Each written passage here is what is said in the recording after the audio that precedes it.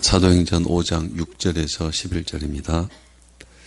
젊은 사람들이 일어나 시신을 싸서 메고 나가 장사하니라. 3시간쯤 지나 그의 아내가 그 일어난 일을 알지 못하고 들어오니 베드로가 이르되 그 땅 판 값이 이것뿐이냐 내게 말하라 하니 이르되 예 이것뿐이라 하더라.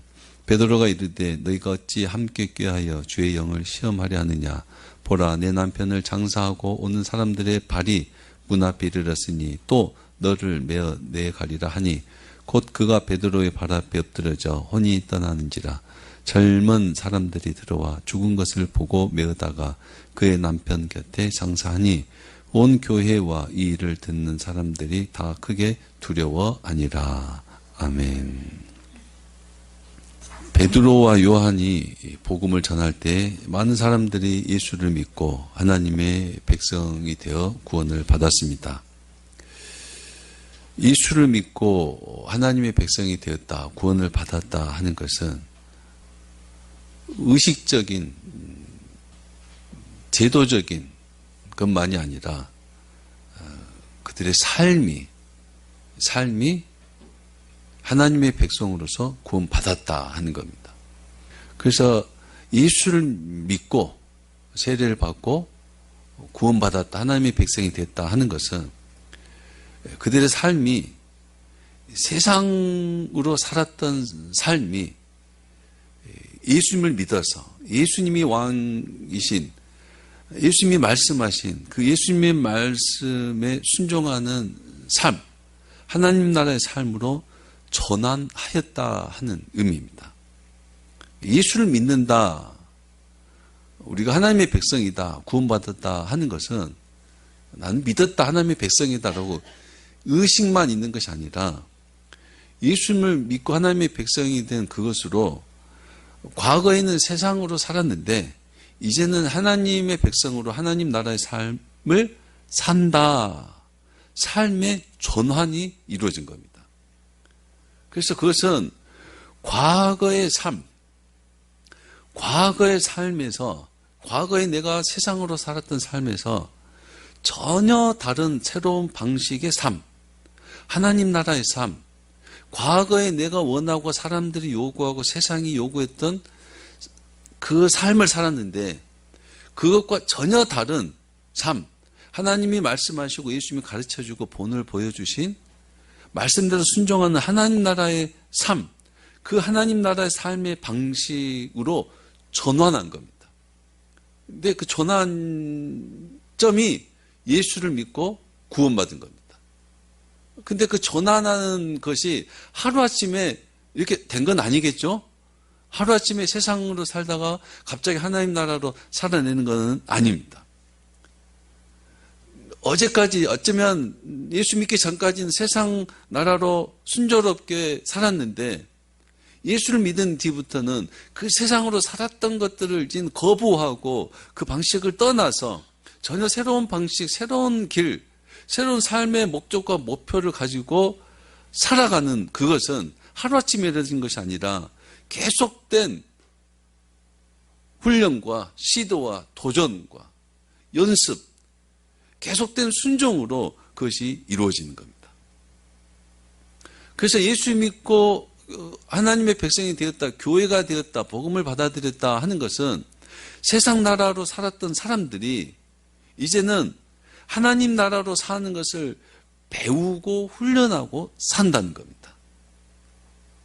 이것이 초대교회, 예수님을 믿은 사람들의 그 초대교회, 교회가 처음에 시작했을 때 그때부터 어느 시대든지 아니면 오늘 지금까지도 교회가 가지고 있는 가장 큰 변화입니다.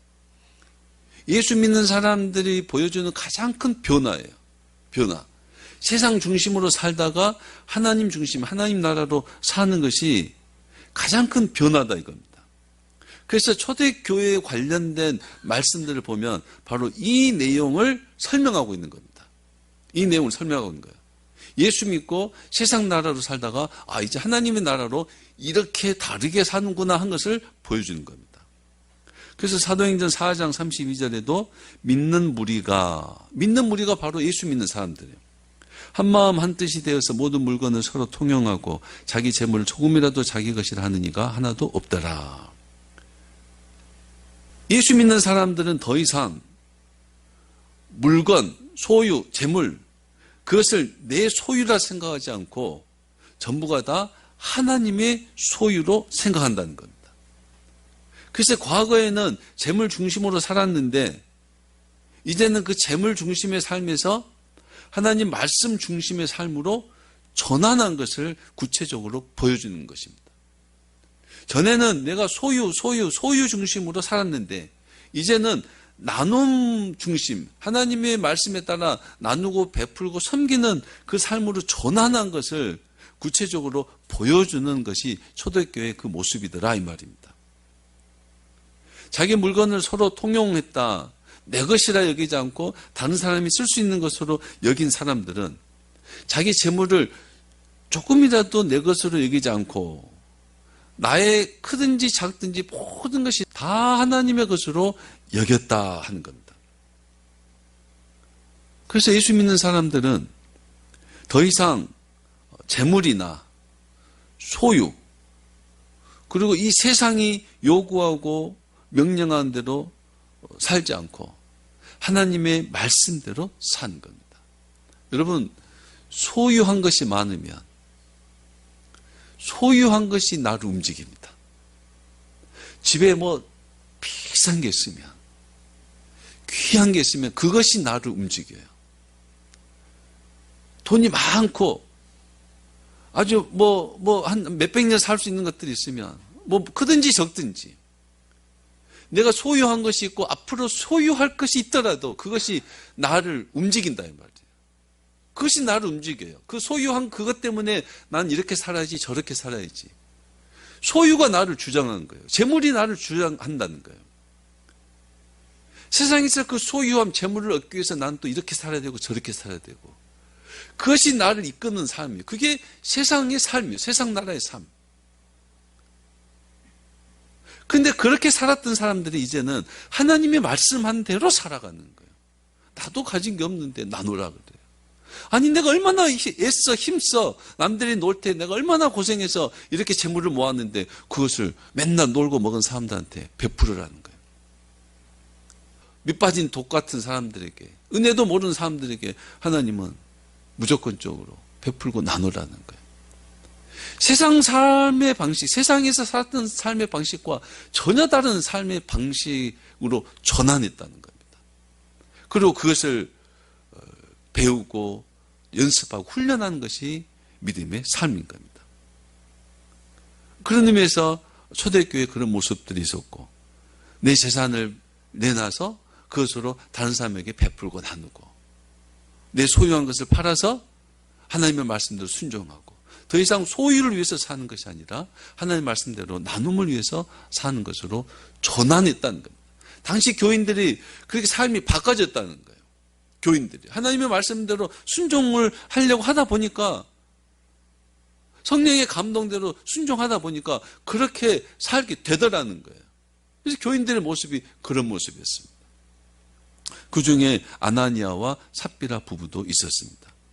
그래서 그 아나니아도 그들의 소유를 팔아서 사도들에게 가져왔다. 지난주 말씀입니다. 그런데 아나니아에게 문제가 있었죠. 소유를 판 값에 얼마를 감추었다 그랬습니다.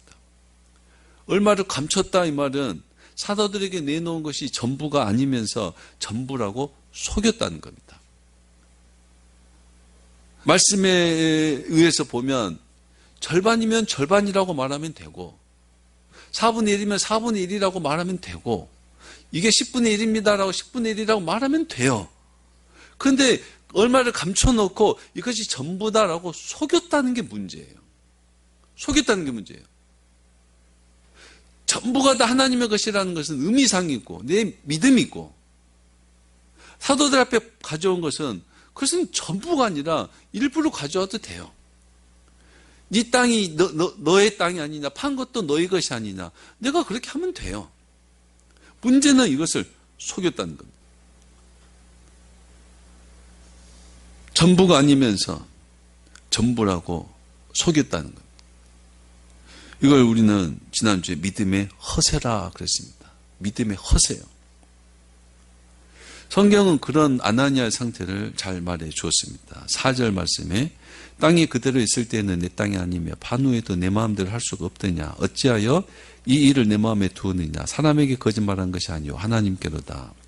얼마를 감췄다 이 말은 재물 중심의 삶에서 하나님 나라 말씀 중심의 삶으로 온전히 떠나지 못했다는 겁니다.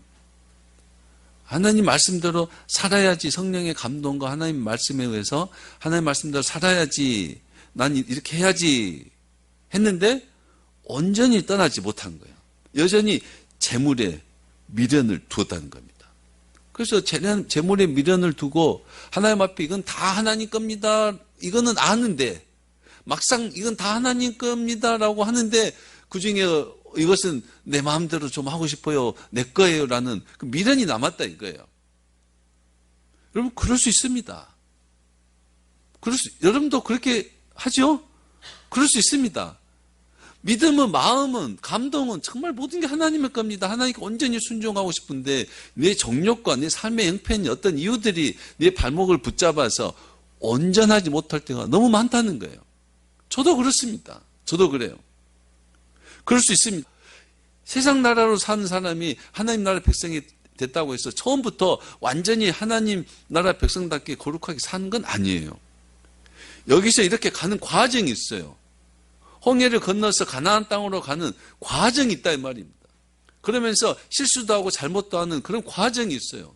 그런 과정 속에서 배우고 훈련되고 때로는 실수하고 잘못, 그걸 통해서 아픔도 겪으면서 하나님을 더 알아가고 더 하나님의 나라로 점점 가까이 가는 그 과정이 있습니다. 그래서 우리도 온전하지 못하는 그런 문제를 가지고 있습니다. 누구나 그렇습니다. 누구나요. 문제는 그런 부족함, 연약함이 그것이 잘못됐다는 것이 아니라 문제는 그것을 거짓말한다는 게 문제입니다. 거짓말한다. 판 것을 숨겨놓고 이것이 전부다라고 거짓말하는 게 문제다. 내가 온전히 세상을 떠나지 않았으면서 나는 온전히 세상을 떠났다라고 스스로 거짓말하고 입으로 거짓말하는 게 문제다 이 말이에요. 나는 세상에 미련을 가지고 있으면서 나는 세상에 미련이 없다라고 말하는 거, 그게 거짓말이다 이 말이죠. 거짓말. 그 거짓말이 문제다 이 말입니다.